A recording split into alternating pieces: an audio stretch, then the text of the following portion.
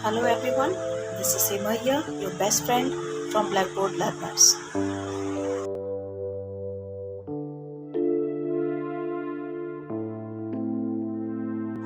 Today we are going to know about atmosphere, that is from geography portion.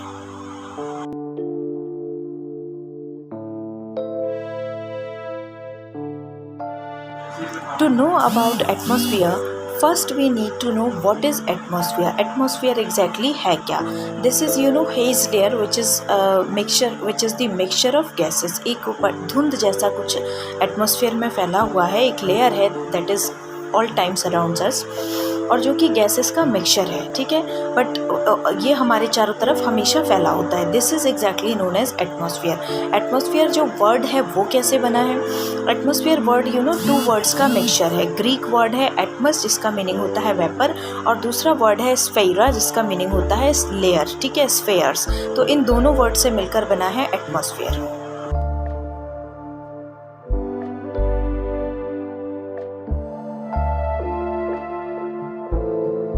Atmosphere is an essential zone. एक बहुत important essential zone है जहाँ पर कि weather and climates related phenomena जितने भी हैं लाइक रेन, विंड और क्लाउड्स, ये सारी चीज़ें भी इसी एटमॉस्फेयर में होती हैं, ठीक है. Atmosphere is held to the surface of the earth by gravity. जो एटमॉस्फेयर है वो किस तरह एक particular surface of the air पर हाइट पर रुका हुआ है, तो वो उसकी ग्रेविटी जो हमारी जो अर्थ की ग्रेविटी है इसके वजह से that is held there. Okay,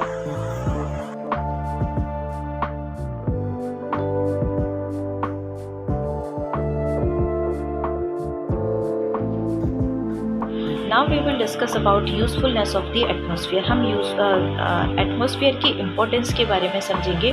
जैसे मैंने ऊपर एक्सप्लेन किया कि एटमॉस्फेयर में गैसेस हैं तो which are very essential for us to survive. हमारे लिए सबसे ज़्यादा इम्पोर्टेंट है एयर जो कि इसका एक मेन कंपोनेंट है, ठीक है. और ये हमारे लिए एक प्रोटेक्टिव शील्ड भी है. ये हमको जो कॉस्मिक रेज हैं, अल्ट्रावायलेट रेज हैं, उनसे हमको प्रोटेक्ट करता है. अगर ये एटमॉस्फेयर नहीं होगा तो वी में suffer from many diseases. Okay, अगर डायरेक्ट हमको सन रेजेस मिलती है तो हम काफ़ी सारी बीमारियों का शिकार हो सकते हैं. तो इसलिए हम इसको एटमॉस्फेयर को प्रोटेक्टिव शील्ड भी कहते हैं. दूसरी चीज़ ये है कि it is a barrier, working like a barrier, ठीक है. ये हमको प्रोटेक्ट करता है मीटियोर्स से, जो कि मीटियोर्स इन द सेंस कि कुछ आप ऐसे मान लें कि कुछ स्टोन्स हैं which are continuously moving above the atmosphere से ऊपर कुछ मीटियोर्स लगातार घूम रहे होते हैं. अगर एटमॉस्फेयर नहीं होगा तो वो सीधे हम तक आ जाएंगे which will be very harmful for us, जो हमारे यूनिवर्स में कॉन्टिन्यूसली घूम रहे होते हैं, ठीक है. तो वो हॉट गैसेस के कुछ हम कह सकते हैं स्टोन हैं जो कि कभी अगर यहाँ गिरते हैं तो वो ऑटोमेटिक डिस्ट्रॉय हो जाते हैं एटमॉस्फेयर में हमारे पास आने से पहले ही.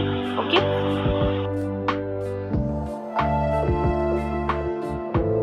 जो एटमॉस्फेयर है ये हमारे लिए जो अर्थ है इसको हैबिटेबल बनाता है. क्यों? क्योंकि सबसे पहले तो यहाँ पर एयर जो है वो प्रेजेंट है, तो that is very important. Heat जो एक निश्चित अमाउंट में हमको मिलती है that is also very important. तो इस तरह से ये एक एनर्जी अवेलेबल फॉर्म है जो कि हमारे लिए बहुत ज़्यादा इम्पोर्टेंट है. तो इस तरह हर एक चीज़ बैलेंस में होने की वजह से this earth is habitable for us. जो ये एटमॉस्फेयर है यही हमको हेल्प करता है सर्वाइव करने में.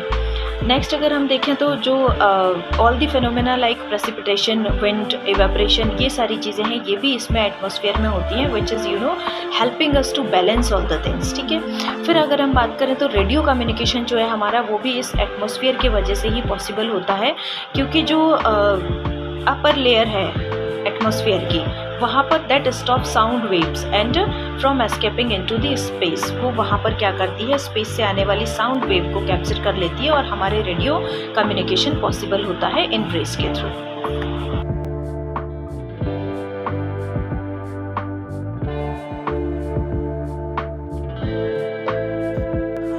So now we will discuss about composition of the atmosphere.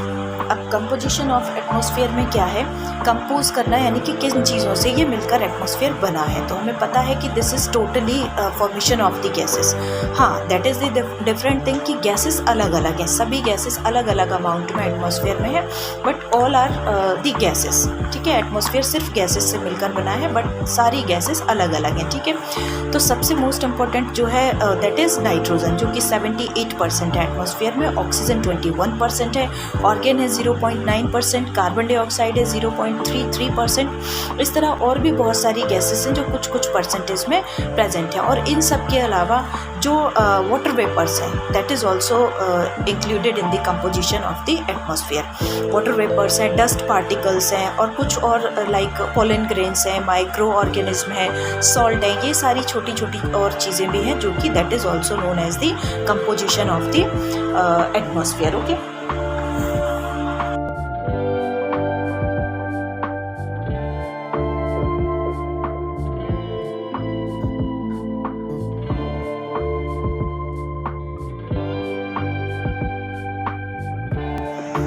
So now we will learn about structure of the atmosphere. ठीक है, स्ट्रक्चर है क्या है, मतलब एटमॉस्फेयर किस तरह से बना हुआ है। About the structure of the atmosphere we will know. Atmosphere you know has divided into 5 layers. ठीक है, ये 5 लेयर्स में डिवाइडेड है, that is known as the major layers of the atmosphere. ठीक है, इनका जो बेसिक डिवीजन हुआ है that is dependent on the variations of the temperature. ठीक है, अब ये कौन कौन सी लेयर्स हैं, that is troposphere, stratosphere, mesosphere, thermosphere and exosphere. ये 5 layers हैं that you can see in the picture also, and that all 5 layers have their different importance in our life.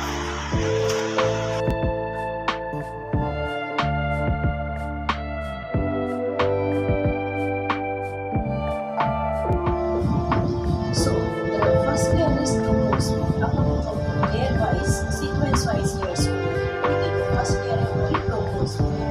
Troposphere क्या है, this is the lowest and most important layer for the survival of living beings. हमारे लिए बहुत ज़्यादा important layer है और सबसे lowest layer है। ठीक है, ये एक्सटेंड करती है 18 किलोमीटर अबव द इक्वेटर।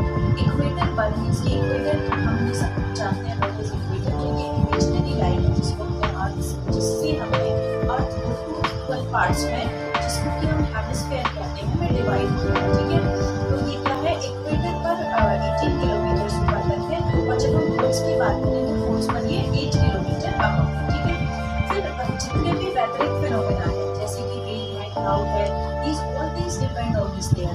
ये सारी चीज़ें ट्रोपोस्फेयर पर ही डिपेंड करती है। ओके, इस लेयर पर ही डिपेंड करती है। फिर टेम्परेचर जो है और प्रेशर है, जैसे जैसे हम ऊपर की तरफ जाते जाते हैं इस लेयर में, तो ये दोनों चीज़ें अकॉर्डिंग टू दी हाइट कम होती जाती हैं। Okay,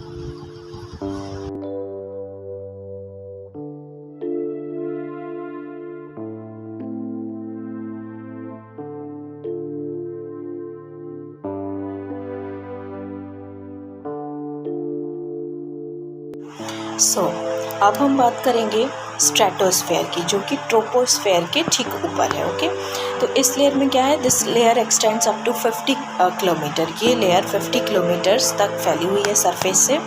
and this layer you know जितने भी वेदरिक फिनोमेना है इन द सेंस की लाइक क्लाउड्स हैं, रेन है, विंड्स हैं, तो इन सारी चीज़ों से this layer is free from these all things. Okay, that is because this layer is very suitable for the flying of jets and even planes.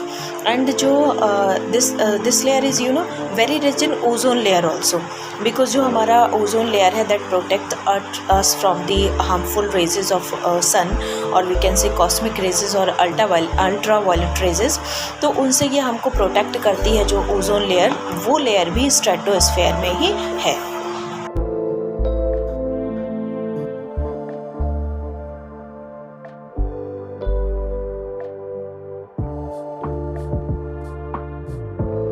Now we will talk about the mesosphere, जहाँ stratosphere खत्म होती है surface से 50 kilometre तक, वहाँ 50 kilometre से ऊपर 80 kilometre तक ये लेयर एक्सटेंड करती है। ओके, इसके बाद इस लेयर की इम्पोर्टेंस इसलिए भी सबसे ज़्यादा है क्योंकि जो भी मीटियोर्स हमारी तरफ आ रहे होते हैं वो इस लेयर में आकर सारे बर्न हो जाते हैं। Okay, so that's why this layer is also very important for the survival of the human beings, or we can say living beings. Okay.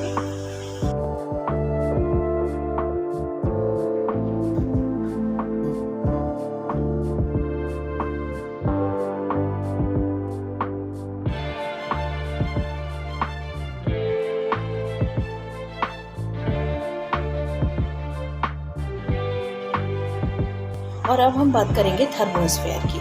जैसे जैसे हम ऊपर की तरफ बढ़ते जाते हैं वैसे वैसे ऑक्सीजन लेवल जो है, टेम्परेचर जो है इंक्रीज होता जाता है रैपिडली, बहुत ही स्पीड से, according to the increment of the height. ठीक है, आइनोस्फेयर जो है that is also the part of this layer, जो कि एक्सटेंड करता है 80 किलोमीटर टू 400 किलोमीटर्स। और जो इलेक्ट्रिकली चार्ज पार्टिकल्स होते हैं which help us in the radio communication, जो कि क्या होते हैं पार्टिकल्स, इनको आयंस भी कहते हैं हम, और ये रेडियो वेव्स को बैक करते हैं to the earth and help us to communicate by radio. ठीक है, तो ये क्या है, रेडियो कम्युनिकेशन जो हमारा पॉसिबल होता है वो भी थर्मोस्फेयर के थ्रू ही पॉसिबल होता है, और दैट्स व्हाई वी कैन से कि this is also the very important layer of the survival of the human being or living being.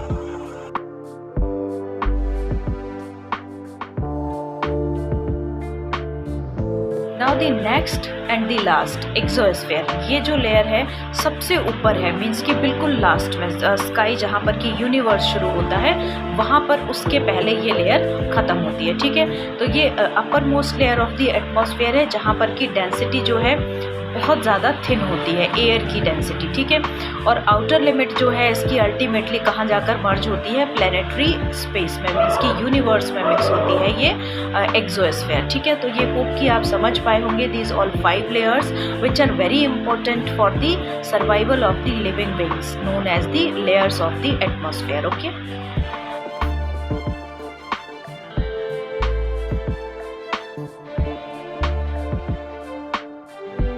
Hope आप इतने पैराग्राफ समझ पाए होंगे। नेक्स्ट पैराग्राफ में हम देखेंगे, नेक्स्ट वीडियो में हम देखेंगे वेदर एंड क्लाइमेट। ओके,